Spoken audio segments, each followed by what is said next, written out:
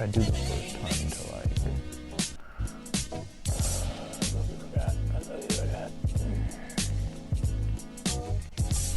Ah, there is a bug in here. There's a goddamn bug in here.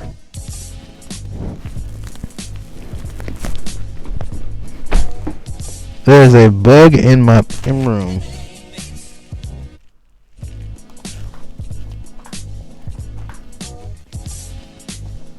This is not good. Red alert, Mayday. There is a flyer in my room. I forgot to start recording. So. Whoa, whoa, whoa, whoa, whoa, whoa, whoa, whoa, whoa, whoa, whoa, whoa. James Harden. Whoa, whoa, whoa, whoa, whoa, whoa, whoa, whoa, whoa, whoa, whoa, whoa. Kevin Durant. Whoa, whoa, whoa, whoa, whoa, whoa, whoa, whoa, whoa, whoa, whoa. Kyrie's missing. Brooklyn Nets look beautiful.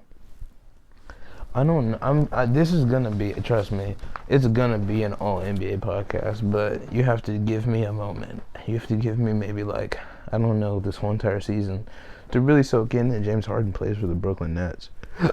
Because my God, today, if you watch anything, even just a sliver of what he did, who'd they play? Who them boys was that they did that to? Why you do it like that? The Magic. Oh my gosh, Vujicic put up 34. He put some work in. But let me tell you what. There is not a man on the face of this earth that will be able to stop Brooklyn Nets. No one. Not AD. Not LeBron. Not CJ. Not Dame. Not Giannis. Not Chris. Nobody. It's a wrap. I'm sorry. Yeah.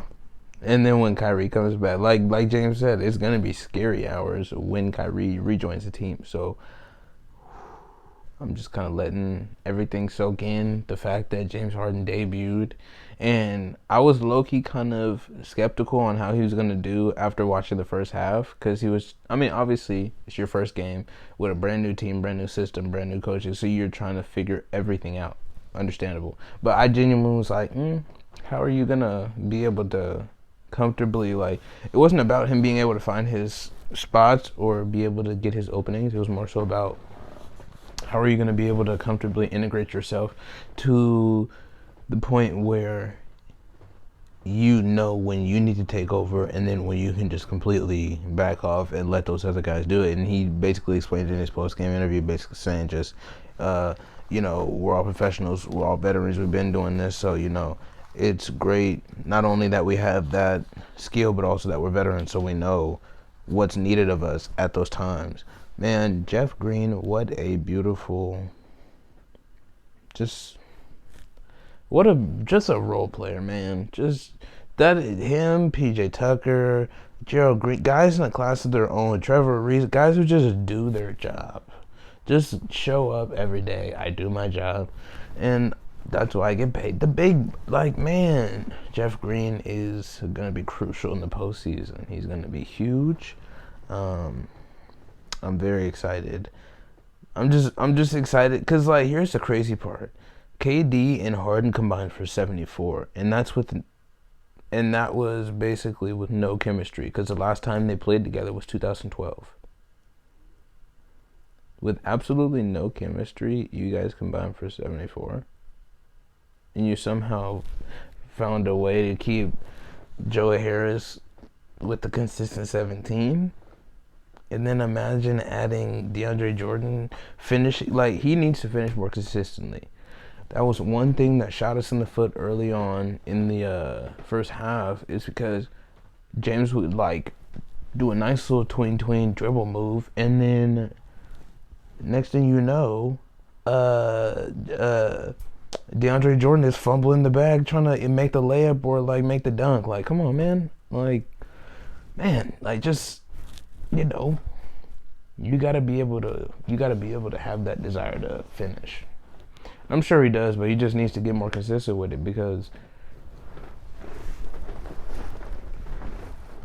let's see. I think DeAndre Jordan. Let me just look. I don't even want to guess. Let me just look. Let me just look.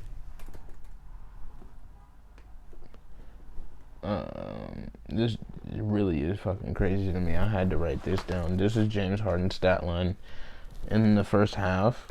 First half, he ended 3 of 7 from the field goal range, 0 from 4 for the 3-point range, 5 rebounds, 7 assists, and 8 points. So, like, I was optimistic because he's playing in the first half. You're playing super great team ball if you're rebounding a lot and you have 7 assists. You're playing really good team ball. Like, you're not even worried about yourself at all. And then in that second half, he just turned it on and finished the game 32 points, 14 assists, 12 rebounds. Are you serious? You're cracked out of your mind, James. Calm down. And to all those people out there talking shit about his weight loss, don't worry about what he's on. He ain't got to worry about that Jenny Craig. He don't need that P90X, okay? Don't worry about, man. Clearly, there's something in that water that they were serving at the strip clubs. Cause, shoot, he hit one of them strip clubs before he left, and then as soon as he touched down in Brooklyn, the man had 6-pack. Where'd that come from?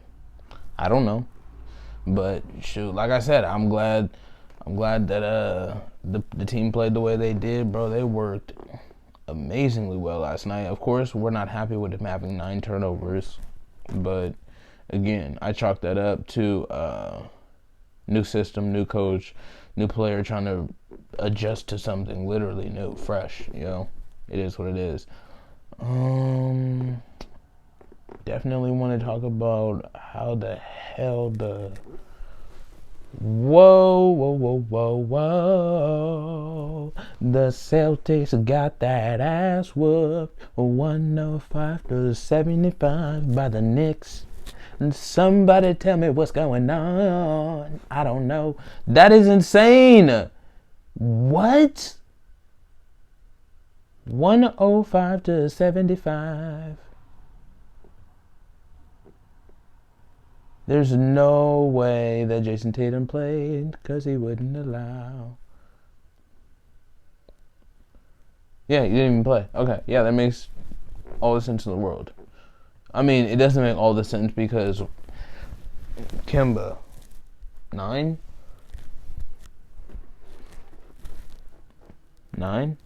Your first game back, you're not in the groove enough to score more than 9? Wow. That's kind of disappointing, especially for the caliber of player that everyone expects you to maintain. You're kind of falling off, bro. You ask for more responsibility, you ask for a better team, you ask for a better situation, and this is what you're giving the Celtics. Man, kind of makes you wonder why they gave up IT in the first place all the way back then and started that ball of guards that don't really produce there when they show up. It's just a fact. I'm not like trying to knock nobody, but after they just got rid of IT like that and did him dirty, especially after he led him to the playoffs that year, it was like, holy shit, did I just see that fucking bug? I swear to God.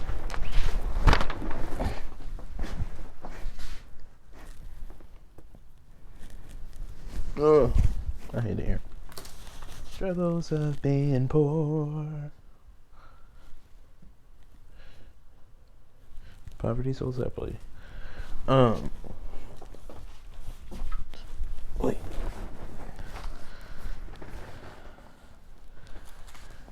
Back to James Harden, back to the Nets, and back to the NBA. So, we're pretty much the hour is far spent talking about the Nets. We're just happy to see that KD and Harden, they're on the verge of working in simpatico. Dallas is looking pretty good. I won't lie. Dallas is looking decent.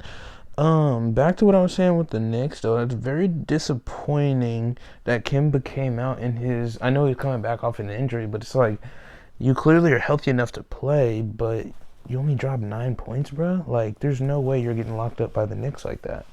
So, first of all, hats off to Tom Thibodeau and the culture he's established in New York, because they're not the same. They're very much different, and teams are gonna respect him, and I'm happy for them. But also looking at the Celtics, like you guys, there's no way you rely that much on Jason Tatum. Get your shit together. It's pretty much like the end of that, and don't be all of that. Just yeah, you need to do a whole lot better, Kimba, than scoring 9 points. I don't care how you feel about it. You just need to score better than 9 points. Don't make no sense. Thunder, I will be the first to say it. I think the Thunder are probably going to make it to second round. Yeah, I see the Thunder beating out someone like Utah, because I don't think Utah has that same fire, and I don't think Donovan Mitchell has ever been more inconsistent. So, yeah, yeah. It's almost like I'm at the same level of uneasy, or like kind of straddling the fence, as I would say. Kind of like how I feel with LaMelo. I kind of like I'm straddling the fence with Donovan. Are you gonna keep being shaky? Like, are you gonna kind of get back to your our norm for you, which is just way more consistent numbers at a little bit higher rate. And then I don't know, maybe this year is just so drastically different that a lot of stuff is catching us off guard.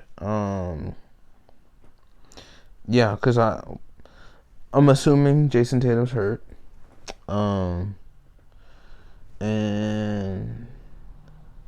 matter of fact, who was the starting lineup? I just have to see who the starting lineup was, because there's no way.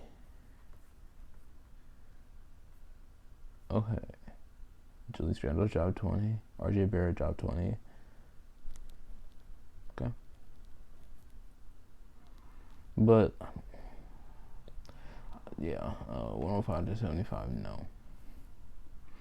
Jaylen Brown dropped 25. Tristan Thompson, 3. Marcus Smart, 10. Kemba Walker, 9. Semi Ojeleye, 4. Daniel Tice, 7. Wow. Like, so, yeah. Wow. And Jeff Teague, you played 14 minutes and scored 0 points. You don't need a contract in the NBA anymore, bro. Like, what? You're a veteran and you can't score a bucket. You don't need a contract in the NBA anymore. That's just so simple to me. I don't even know why they fuck me.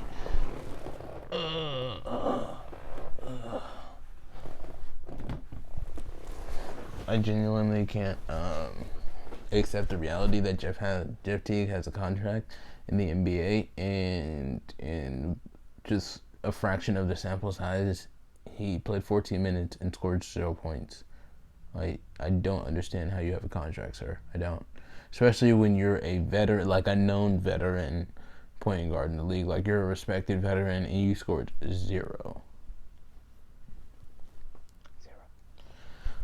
Let's see what these Bulls are doing. I'm very disappointed in the Bulls front office, because they have had, I believe, opportunities to stop trying to invest in the new, or the new up and coming class, and just go get pieces that already exist in the league that can really fill out the roster. You've had Zach LaVine for, I want to say, going on 3 or 4 years now, and you don't have any intent, like, you have no hopes of going to the playoffs. That's really disheartening, because I respect the Bulls organization as a whole, but you guys are fucking up the bag, because Zach LaVine is fucking special. Yeah, he can ball. Like, he can just ball. And he's got some solid defense on him. So the fact that you guys haven't really brought any sustainable pieces around him, and he's just been left kind of just hanging. You guys are throwing money at him, which, of course, he's a young player. He's kind of just walking into his prime. So you guys are going to keep throwing the bag at him, and I don't really blame him, per se, for staying there. But big picture, put a Zach LaVine and a Jason Tatum together, or put a... Oh, who was that? Who was the combo I was talking about yesterday? Hold on. Let my mind come back to me. Because I was like... if these two players, if him and Jason Tatum linked up together, they would be so scary. Who was that? Oh, that's gonna irk my soul. That is gonna irk my soul that I can't remember that.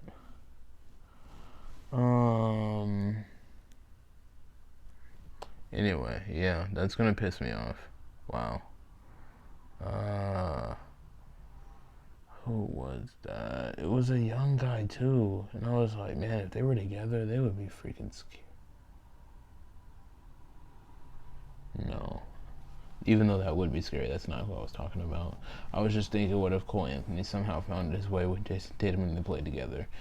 Jason Tatum would no longer have to be the point guard, and then he could just literally Kobe the hell out of, yeah. But anyway, man, who was that young guy that I wanted to pair with Jason Tatum?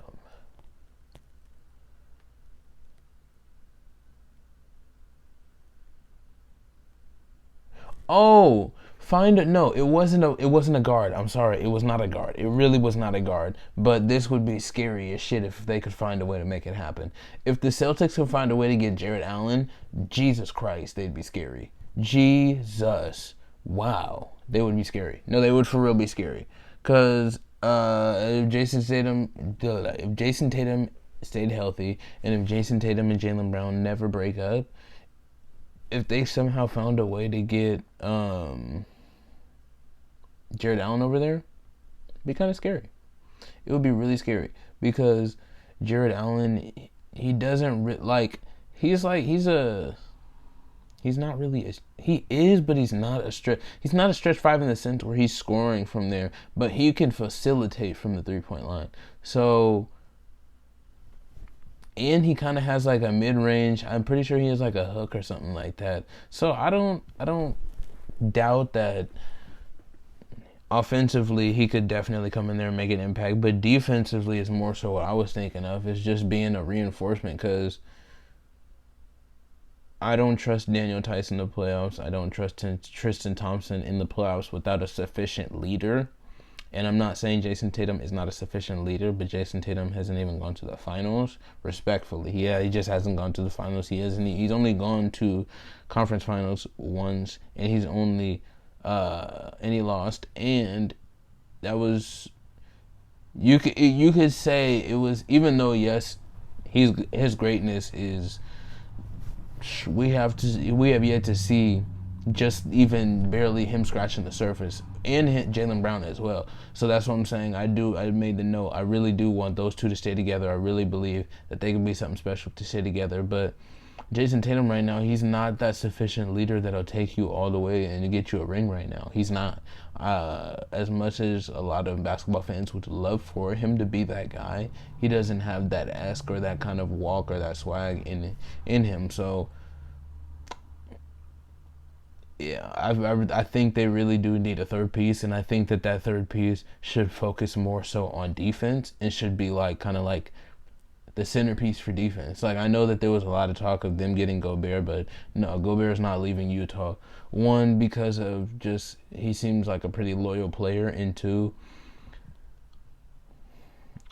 I feel like Gobert, even though he's an amazing defensive player, he doesn't really have that deep of an offensive package, and so he's kind of restricted to a certain system. And if that system doesn't feed him just as much as he feeds into the defense, so like if the system is not feeding his offensive game, because he doesn't create for himself, that's a no-brainer. Gobert is not a player who creates for himself. So if there's not a system that's constantly feeding him at the same rate that he delivers on defense, then I really don't foresee that being a very good situation for him to be in. I am looking right here. I am very surprised that, wow, so they just played better than them. They were just better than you. Yeah, the Bulls beat the Mavericks 117-101. Markkanen put up 29 and 10. Okay, beautiful. Wendell Carter You know what? I'm not high on him anymore. Like, I really had high hopes for him when he initially came in the league because there was a lot of people just, going to bat for him. And it's like, bro, you are so disappointing as a center. Like, yeah, I don't know. There's some players you can kind of. I have like I'm one of those basketball fans that really enjoys the old school like centers and like the one who really takes care of the responsibilities of a center. You know what I'm saying? Like constantly holding down the paint. Uh, I do enjoy that new age aspect of centers being able to stretch the floor. So whether that is shooting or facilitating, I'll take either or. Um, and then being able to run the floor as well as those big men who can create for themselves. So like 12 points, 7 rebounds, 27 minutes, Wendell. Really? I'm pretty sure this is your second or third year, bro. You know how to score. So this is for me and a player like him with his size and all the like I said, they hyped him up a lot coming out of college. So it's like for all the stuff that they said that you have, intangibles included, I feel like you are really letting the Bulls organization down. And this is like a reflection of you. Like this is not just a reflection of like, oh, the basketball player. No, this is a reflection of Wendell. Like I made it to where sufficient, so I'm just chilling now. Why are you accepting these mediocre numbers and you're playing 27 minutes? You're literally one of the, hold on, one, two. There's only two people ahead of you in as far as minutes. That's Zach LaVine and Garrett Temple. So why? Yep, Garrett had 21. Zach, you had 10. That's disappointing. Like, I mean, yeah, 10 assists. That's great, but I don't know. It's not. That's not as disappointing though as Wendell, where you should always be. See, my biggest thing is big man. If you're 6'10" and up, there's no reason you shouldn't have. And you're like, if you're listed at the fucking center position, there's no reason you should not be finishing with 10 rebounds. Don't make any excuses. You're just being lazy, and you're just being lazy in the paint. You don't want to. I don't know what it is. I can't make too many judgments on the ins and outs and like all the little small things, details in basketball because I'm not a ref. I'm not in those like circles talking with people. I don't have those conversations yet with people to let me know like, yo, this is a perspective that a lot of people have, but it's really a misconception more so than just you know what I'm saying? Like, there's no room for that right now, and I don't really see any room for that, bro. Like, 12 points, 12 points, bro. 7 rebounds. You can't even get a double-double. Markkanen and LaVine got a double-double, and you just couldn't do it. Bet. Kristaps dropped that 20 piece. Okay. Luka triple double. I like it. 36, 15, and 16. I like it. Trey Burke, you gotta do better, buddy. You gotta do better. We need more than 5 points from you. Marjanovic, I don't know. Same thing. I mean, but at the same time, I realized that I try to like find try to find universal truths that like relate to multiple aspects. So it's like one thing, I play like a lot of video games, so like one thing people say is or one thing a content creator says about a lot of people, he says, oh well, I try not to take stuff so personally or seriously because everybody plays the game for a different reason.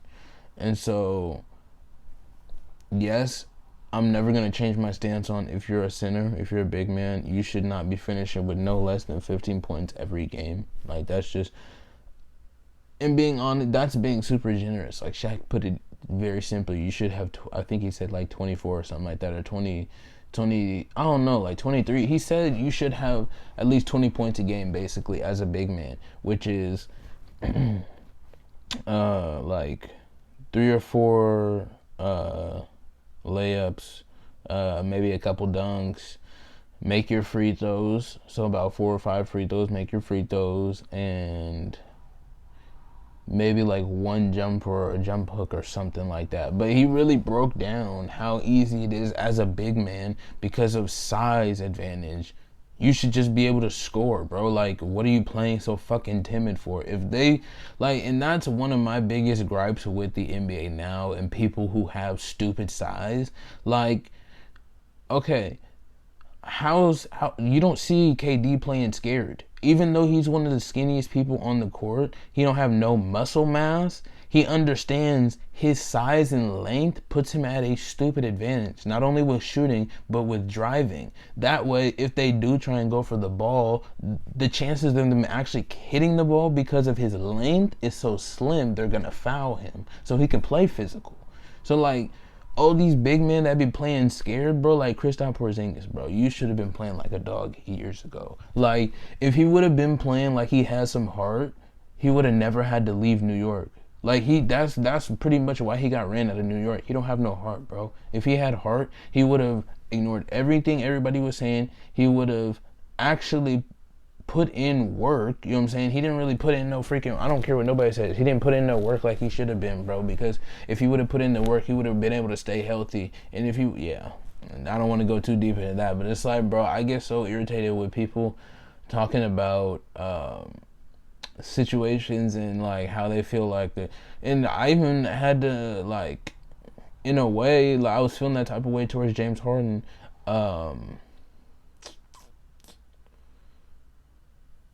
I think it was right after the final, or not the finals, like the playoffs. That's the wrong word. Playoffs. When the whole entire Rockets team missed 27 threes. Okay, James, but at the same time, you should have been way smarter way earlier in the game and been like, okay, well, nobody's hitting threes right now, so I'm going to go ahead and take a mid-range, or I'm going to take some floaters, or I'm going to get a, like, I don't understand, bro. And they're like, that's a pride thing, bro. That's nothing but pride. Pride comes before the fall. That's why they lost. That's why literally that whole entire year was a failure in a fucking paper wrap, bro. Like a wrap bag, bro. It was trash, bro. It was like, you did all of this. You put up all of these great accolades. You made the team look this pretty, and then this is the end result. We lose because you guys want to just keep shooting threes because your pride is too big to just shoot a layup. Who gives a fuck what Mike D'Antoni says? Like, I'm being honest with you, bro, because here's one of the things that came out in his interviews, like in recent months when it was talking about, oh, are you ready to leave, and if so, how are you going to readjust to a new system? And you know, you've been playing a certain type of way so long, do you think you're really going to be able to change and maneuver and be able to pivot? And I'm like, and he's basically like, well, that's not, like, I've never not been an unselfish player, pretty much is what he said. And I'm like, so then why didn't you, like, I don't know, why wasn't that awakened? Why wasn't that spirit, that energy, like that? Well, I've always stayed true to who I am. Why didn't that come alive in the playoffs? Because no, you didn't, bro. You kept shooting them threes because D'Antoni kept told you guys, nah, we'll shoot ourselves out of the hole. We're fine, we'll get out of it. No, you won't. Y'all are sucking right now. And boy, from that season on to this past summer when the initial trade talk started, it was rough being a Rockets fan, man. I will tell you what. I just stayed silent. I didn't watch a lot of games because I'm like, it was actually during Harden's scoring streak. It was like, I want to probably say it was maybe like 12 to 15 games in.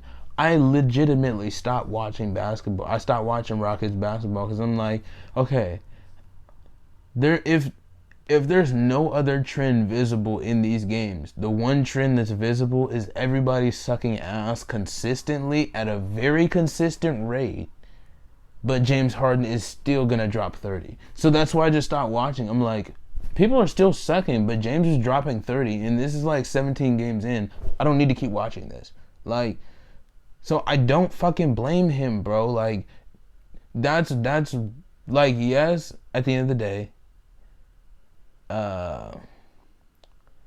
being mature and, being the bigger person and handling stuff, you know, uh, in my opinion, uh, after God's own heart. You know what I'm saying? Like trying to model yourself in a more Christ-like fashion. You know what I'm saying? Just trying to be a more role model-like person, bro. Like you don't. That's not how you leave an organization. But at the same time, the organization handled it very poorly. Like you don't just try and silence this man through all the trade talks. He already told you he wants out.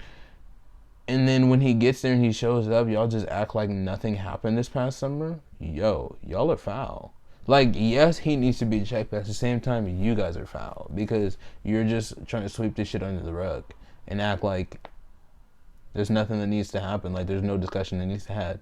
First of all, there's no salvaging, so just find my team. And I'm so grateful to God that he's in Brooklyn with the Nets, with the Nets, with the Nets. James Harden's playing for the Nets. He's playing for the Nets. Yes, he is. Man, team falling apart right now. Kings, Pistons, Cleveland, Wizards, the Suns, very surprisingly. Chris Paul, you can't average 14 points and think that you guys are going to do anything in the playoffs. Get your whole life together, old man. Minnesota, and that's only because Cat, of course, going through his personal issues. Definitely sending prayers and good vibes to him. Hopefully he makes it through and just keeps his head up because he's had multiple family members taken out by this terrible virus, and now he himself is infected with the virus. So simply just praying healing over him and his family and everybody just involved with, his situation. Atlanta is, I don't know what's going on with Atlanta. John Collins, he's clearly feeling some type of way. He feels like he needs to have a bigger role, and I feel like he needs to shut up and fulfill the role that they've already given him at a consistent rate. And this is what I mean. Younger players always get so excited when they have like a good year. Try having 4 of those in a row, and then you get a super max. You know what I'm saying? Like, I don't know, man. Like, I feel like John Collins never watched a Draymond Green game in his life. And I'm talking about Draymond before his first chip, bro. I'm talking about, did you watch Draymond when he was putting in that absolute dirty dog work at Michigan State? And did you see how he translated all of that and elevated it when he got to the league? Oh, yeah, and guess what? He kept his head down, kept it on the swivel, and reminded himself daily that nobody owed him shit and that he grinded. You know what I'm saying? Like, I don't understand how you could have such an ego and think that you deserve this, that, and the third. He was literally, I guess, from reports, I don't know how true these reports are, but apparently from reports, there was a conversation where John is unhappy, like I said, with his role and how the team is using him. And also he believes, that Trey is too ball dominant. That Trey needs to share the ball and show his teams that they're in it with him. John, you have no ball handling skills at the NBA level. So what I want you to do is close your mouth and fulfill your role consistently, bro. You haven't even fulfilled the role that they've given you consistently, and you're over here talking about give me more, give me more. No, like, I can't even for the life of me understand people who sit up there and be like, yeah, I just I just want more. Like, for me, I'm one of those people. I was literally like, bro, I want more. I want to be able to, yada yada, whatever. Just, you get the specifics. You start thinking of the desires of your heart, and you just be like, man, I want more though. But then it's like, how about you shut the fuck up and be grateful for what you got, bro? Like, man, like, John, you are right now. For me, this is how I look at your situation, bro. You are a young player, a strong young player in terms of your game, very strong young player, on the rise, bro. Your ceiling is ridiculously high. Your ceiling, low-key, is that of a Ben Rasheed Wallace in terms of athletic ability and what you can do. And then as far as achievement, you could be on some Kevin Garnett shit. But what you need to realize is that your ego is going to fuck all of that up for you. It is the death of my generation, bro. It is the death of the people who were born from like 96 or 95. Like, all of them all the way to like 2000, bro. Everybody has this fucking ego thing where it's like, I have to be better than the next person. I have to do this. I have to do that. And it's like, no, you could just shut the fuck up and team up with them. And you guys could just do something amazing. And then that might pan out, you know?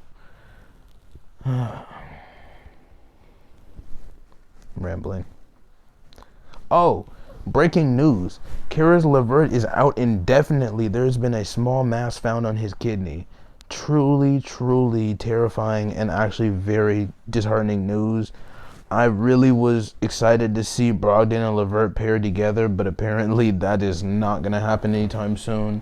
Truly, I mean, it's truly just unfortunate. I legitimately, there's no way anybody could have saw this coming. Like, unless, I don't want to call it, but unless Brooklyn was on some shady shit, knew this was happening, they was like, oh yeah, let's just include him in the deal. No, I'm assuming this was all just discovered during his physical when he showed up. So, yeah, that is just unfortunate. It really, really is. But honestly, I think that'll just give them plenty of time to let him get fully healthy, let him get kind of, I don't know, just overall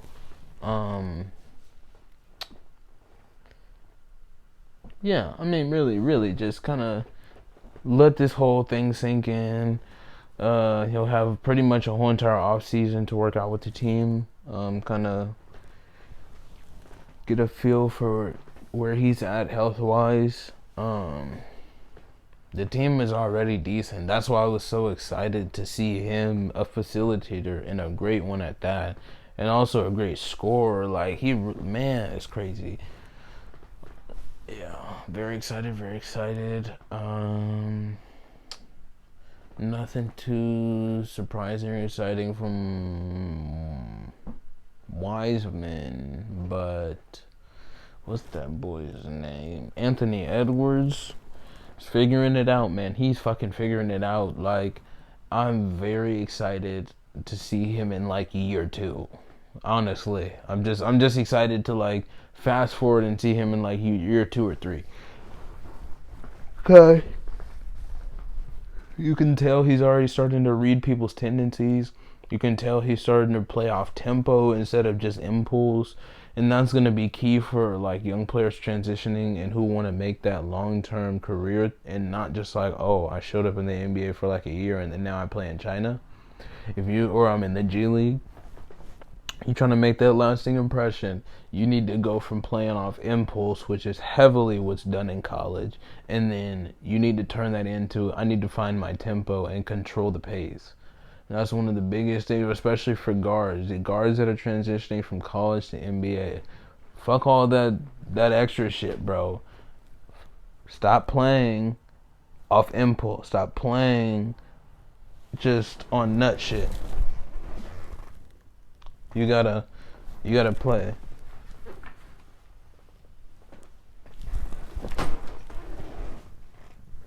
You gotta play with the thought in mind of,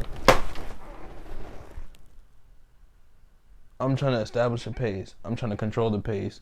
And everybody then has to adjust to my pace.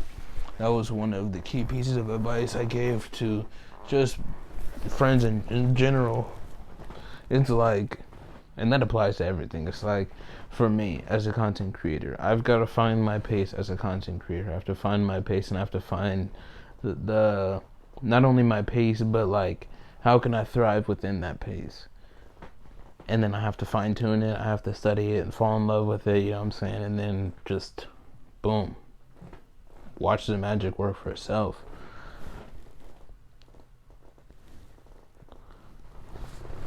Nothing. Oh my goodness. This is the last thing, and I'm gonna shut the hell up. I swear this is the last thing. But this is huge. I had to save it for the end. Because I want to get people's thoughts on it. I really need to know where people's heads are at on this.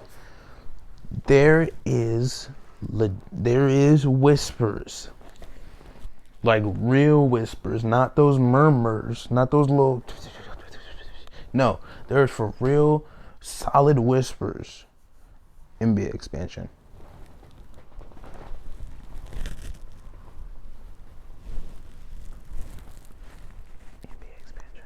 Are you kidding me? NBA expansion? And guess who's first on the list? Guess who's first on the list? Us over here. Us. Seattle. The Supersonics. A Supersonic. I don't want to get hopes up, okay? I don't. But George Karl tweeted something along the lines of who's ready for a Supersonics comeback. And then about maybe 2 to 3 days later, there was even more whispers and ramblings. I heard some other people just who are kind of in that NBA circle, and they were just talking about how there's been more and more whispers because it could be a benefit in terms of the luxury tax and also how coronavirus has impacted the NBA overall and teams individually. And so basically it's like if it were to happen, it's like all teams splitting the cost and then that team paying them back over time. So yeah, and then you know what I'm saying, they just get paid back 32 ways over time, or yeah, 32 ways, because it would be the 32 teams right now. No, there's 30, 32, 30, 30, 32. I hate it here. I hate it here. Baby, me.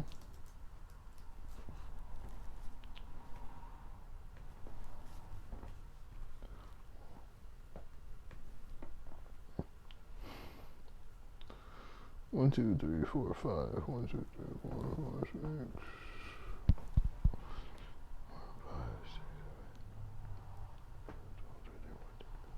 6.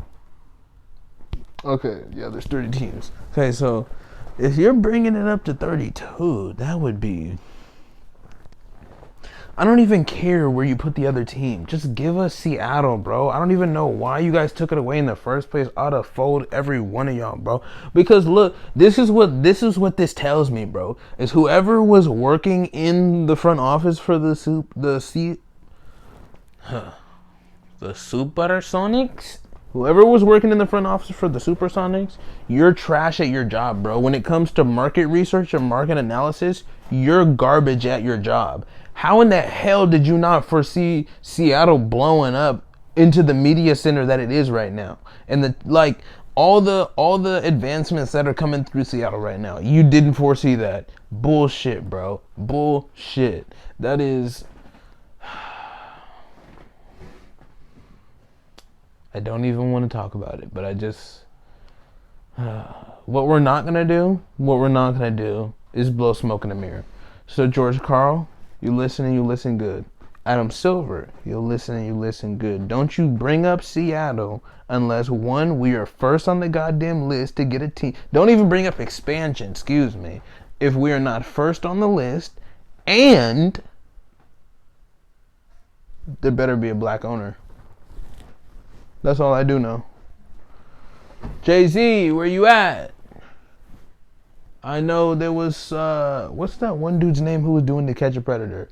Okay, whoever that, Chris Hansen. Chris Hansen had his hand in, and I like Chris Hansen. He's a good dude. So, Chris Hansen, if you somehow see this, please, I'm begging you. And it's not going to be impossible. So don't try and sugarcoat the shit and say it's not possible. Please find a person of color to be a partial owner or the owner of the fucking Supersonics. Please. We need that for the culture. That is something that is necessary. You're talking about you want to market to a specific market, get a person of color in that fucking front office. And don't make excuses as to why it can't happen, because the team's not even built yet. It's not. That is a very realistic request I can make. That there should be... Hold on. I'm going to do this research live. How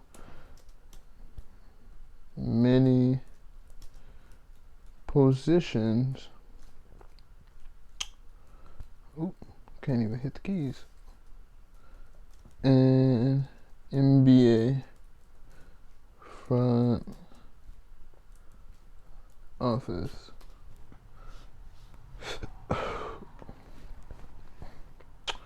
I'm about to see how many goddamn positions are in a goddamn front office. Okay, this is their staff directory? Oh, bruh. You're lying. Bet. Hold on.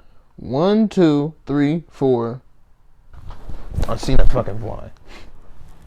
There's a fucking fly in here somewhere.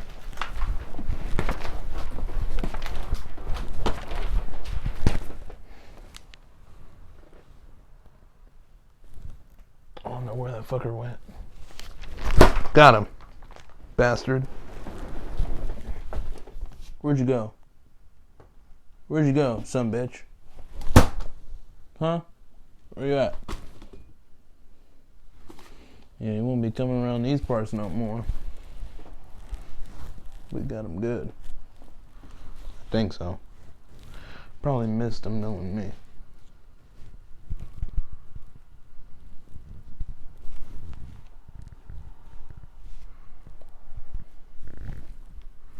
Okay.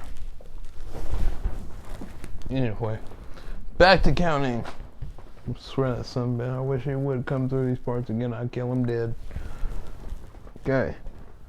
1, 2, 3, 4, 5, 6, 7, 8, 9, 10, 11, 12, 13, 14 bro, there are 14 people lit before I have to actually open another tab to look at the coaching staff, and they're on. In the front office, there are 14 people. Adam Silver, hear me and hear me clearly. George Karl, hear me and hear me clearly. If you are not comfortable having at least 4 of them, no, excuse me, if 7 of them are not people of color, 4 of them being black, sir, don't send no white people over here to build no basketball team, sir. Don't do it. Don't do it. Don't you send no white people over here to build no basketball team. Don't you do it. There better be at least 7 people of color, 4 of them being black. The other 3, honestly, I really don't care about the other races, but 4 of the 7 of color need to be black, please. It's a simple request. The team hasn't even been formed yet. The front office hasn't even been formed yet. Find them. That's pretty much all I got, man. I was super excited when they started talking about the Supersonics possibly coming back, but also I thought about that very thing. Don't sit up here and have a bunch of white folks trying to run our team. Don't do it. Because look what happened. They ended up in OKC, and OKC is a trash market. Don't try and sugarcoat it. It is. In comparison to Seattle, it's fucking dog water. Stop it. So, very, very good day for basketball. James Harden, he showed up with a triple-double. And then what did Kevin Durant do? He was a silent assassin, dropping 42.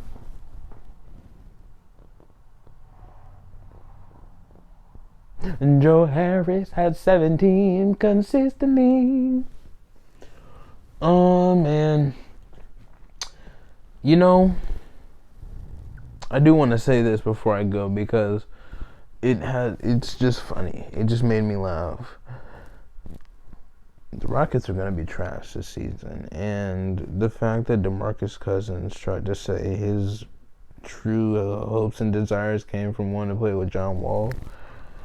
Quit trying to sell them wolf tickets, nigga. Y'all thought y'all was going to the playoffs with James. That's what you thought. And it's not fucking happening because he was not going to carry another garbage team. Y'all suck, Rockets. Brooklyn Nets. Brooklyn Nets 2021, baby. Hey, don't worry about that back there. Don't even worry about that, okay?